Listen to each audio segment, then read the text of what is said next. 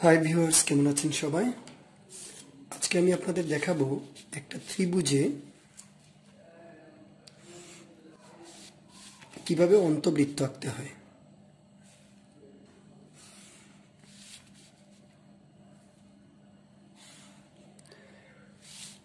মনে করি এবিসি একটা ত্রিভুজ।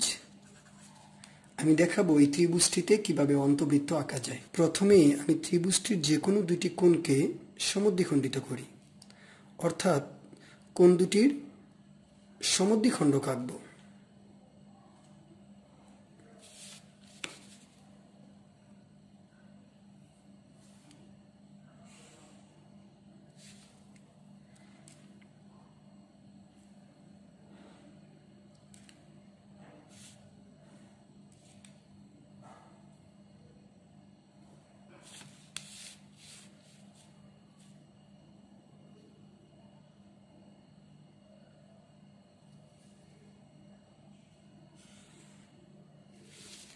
মনে করি বি এবং সি কোণের সমদ্বিখণ্ডকদ্বয় পরস্পরকে ও বিন্দুতে ছেদ করল।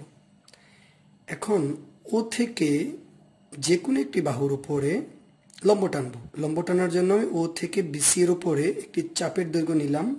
এখন অর্ধেকের বেশি ব্যাসার্ধ নিয়ে